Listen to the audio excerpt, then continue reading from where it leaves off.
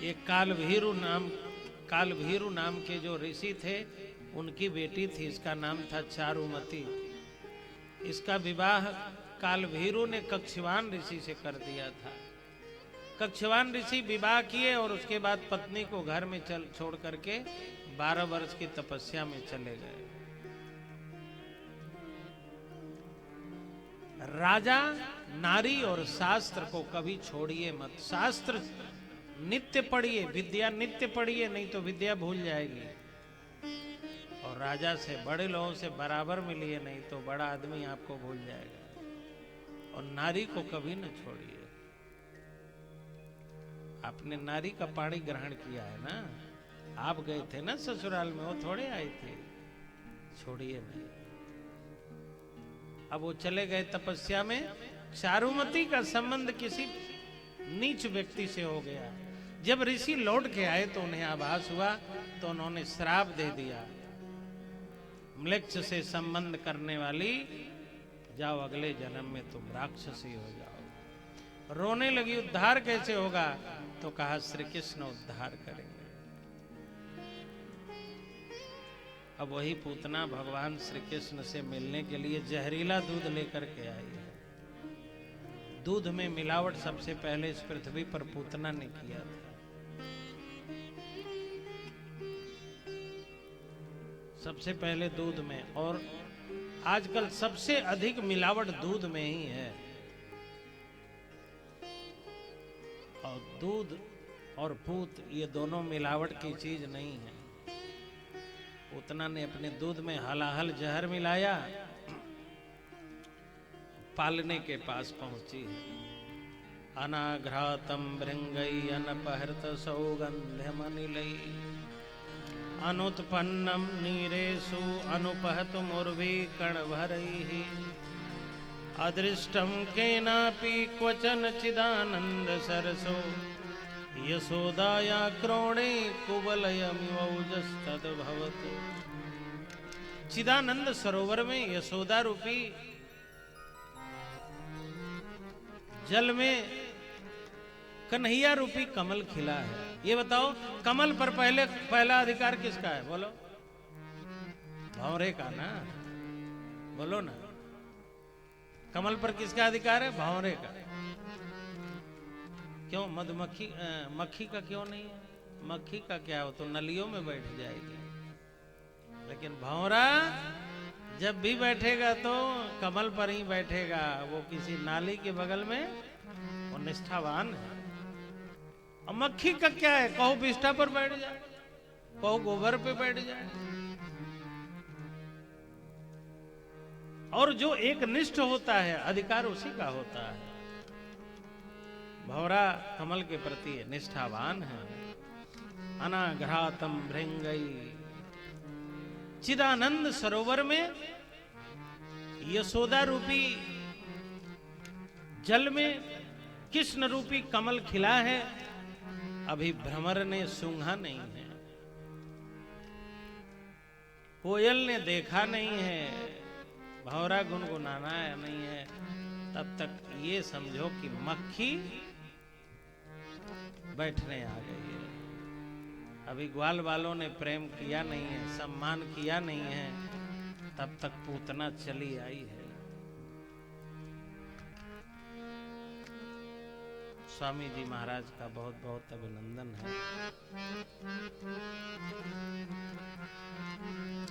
स्वामी जी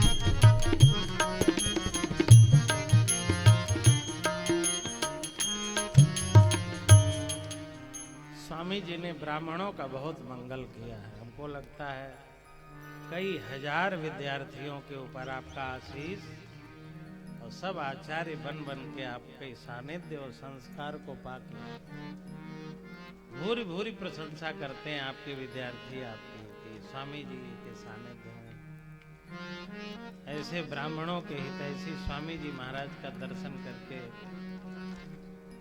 वास्तव में इस कलयुग में पवित्र और वास्तविक ब्राह्मण के रूप में आपका दर्शन हो रहा है। व्यासपीठ से आपको बहुत बहुत नमन और अभिनंदन है। पूतना जब पालने के पास पहुंची तो भगवान ने नेत्र बंद कर लिए। पुतम पवित्रम ना, जो अपवित्र है उसको क्या देखना है। हमारी आंखें निष्ठावान नहीं है, कुछ भी देखने के तैयार है। आंखों का अपना धर्म है, सभी इंद्रियों का अपना धर्म है। कान का धर्म है कुछ भी सुन लेगा, आंख का धर्म है कुछ भी देख लेगी। लेकिन जो संयमी होता है, तपस्वी होता है, वो कुछ भी नहीं सुनता है, कुछ भी नहीं देखता है, संयम पूर्वक देखता है, संयम पूर्वक सुनता है। उसी संयमित सुनने को ही तो भागवत की भाषा में श्रवण कहा गया है ना। कान सुन लेता है, लेकिन केवल श्रवण पर्याप्त नहीं होता है। जब हमारा मन, हमारा चित्त, हमारी कान केंद्रित एक ही विषय पर होते हैं, तब श्रवण पूर्ण होता है। वल्लभाचार्य जी ने कहा अविद्या पूतना नष्टा। ये पूतना कौन है? अविद्या है। अविद्या किसे कहते हैं? अनित्य, अशुचि, अनात्मसु, नित्य, शुचि, सुख, आत्म ख्याति ही अविद्या। जो नाशवान है, अशुद्ध है, अपवित्र है, उसके प्रति दिव्य बुद्धि रखें, दिव्य भाव रखें और उसी का ग्रहण करें, यही अविद्या है। जिसमें जो धर्म नहीं है उस धर्म का आभास कराना ही अविद्या का काम। वो गोपी नहीं थी, वो देवी नहीं थी, लेकिन गोपियों को आभास हो रहा था। वो पहुंची और भगवान कृष्ण को गोदी में उसने उठाया और दुग्ध पान कराने लगी। भगवान नेत्र बंद करके भोलेनाथ को याद करने लगे, हे महादेव, हमने तो सोचा था कि पृथ्वी पर चलूंगा तो दूध, दही, माखन, मिश्री, लेकिन सबसे पहले जहरीला दूध, मिलावटी माल, न शुद्ध जहर न शुद्ध दूध। अच्छा, पहले तो दूध में मिलावट हो रहा था, अब तो जहर भी नकली आने लगा। चूहा मारने वाली दवाई ना, अब चूहा खाते हैं तो मरते ही नहीं, अब जहर भी नकली आने लगा। भगवान श्री कृष्ण को उसने गोदी में रखा, तब भगवान कृष्ण ने अपने गुरुदेव को याद किया। उनके गुरुदेव कौन है? अच्छा सुनो, आप लोगों के यहाँ भी नियम होगा, शायद भूल गए होंगे। हम लोगों के यहाँ पहले विधान था कि गेहूं कट के जब घर में आता था तो पहला गेहूं पुरोहित जी के घर, थोड़ा सा, पूरे नहीं, धान पुरोहित जी के यहाँ, लौकी पुरोहित जी के यहाँ, गैया ब्याए और शुद्ध हो जाए तो पहला दूध गुरु जी के यहाँ, पुरोहित जी के यहाँ। नियम था ना? क्यों? बहुत जगह पूर्वांचल में तो पूरा ही पूरा नियम है। हमने एक जजमान से पूछा, इतनी भक्ति चढ़ गई खोपड़ी पर कि पहला दूध, पहली लौकी, पहला धान क्यों दे रहे हो? तो कहा मान लो गुरु जी लौकी कड़वी हुई तो तेल पानी पुरोहित जी का बर्बाद होगा, अपने को तो सूचना मिल जाएगी ना। दूध में अलाय बलाय होगा तो पुरोहित बाबा मरेंगे, अपना क्या जाएगा। तब हमको पता चला कि हम लोगों का ये भी उपयोग है, ये भी हम लोगों का उपयोग है। अग्रे अग्रे चबी प्रणाम, पहले महाराज जी खाएं, पहले महाराज जी खाएं, कुछ गड़बड़ हो तो ये गते हैं हम लोग क्यों जाए। भगवान श्री कृष्ण ने भोलेनाथ को याद किया। भोलेनाथ तो सबके गुरु हैं। हे महादेव, हमें प्रथम बार मिलाया हुआ दूध जहर मिला है, आप ग्रहण करें। शंकर जी ने कहा हम क्यों जहर ग्रहण करें, विष क्यों ग्रहण करें? तो कन्हैया ने कहा समुद्र मंथन का क्यों पिया था? जब समुद्र मंथन का विष पी लिया तो हमारा विष क्यों नहीं पिएंगे? इसका मतलब एक बार पी लिए तो दोबारा पिलाने वाले पियो ही मत, एक बार पी लिया तो बार बार लोग सामने लाके रख देंगे, और पियो और पियो और पियो। भगवान शिव ने कहा कोई बात नहीं है, यदि आपका मंगल हो, आपका हित हो तो मैं विष भी पीने के लिए तैयार हूं। तब कन्हैया ने कहा जिन्होंने अमृत पिया वो देव, और आपने विष पिया तो आप महादेव। शिव समन्वय के प्रतीक हैं। परिवार चलाना हो तो शिव से सीखनी चाहिए, भगवान शिव से। परिवारवाद जो महादेव के पास है, ऐसा परिवारवाद किसी के पास नहीं। भगवान शिव ने जैसा परिवार चलाया, प्रजातंत्र देखना हो तो शिव परिवार में देखिए। हम लोगों के परिवार में सामंतवाद है, हम लोग लगभग सामंतवादी व्यक्ति हैं।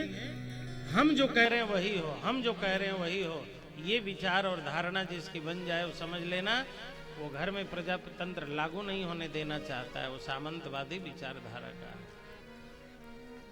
सामंतवादी विचारधारा कठोर विचारधारा। प्रजातंत्र तो महादेव से सीखिए। पार्वती जी सिंह पर बैठती हैं, शिव जी बैल पर बैठते हैं। सिंह बैल को देख ले तो बिना खाए छोड़ेगा, लेकिन प्रेम ऐसा सिखाया है कि पार्वती माता का सिंह शिव जी के बैल पर कभी आक्रमण नहीं करता। गणेश जी मूषक पर बैठते हैं, शिव जी के गले में सांप है, लेकिन शिव का सांप गणेश के चूहा को कभी नहीं खाता। सदानंद जी मोर पर बैठते हैं, मोर का प्रिय भोजन सर्प होता है, लेकिन कार्तिकेय का वाहन मोर कभी शिव के सांप को नहीं खाता है। हमारे घरों में सब एक विचारधारा के हों, एक पसंद के हों, ये संभव ही नहीं।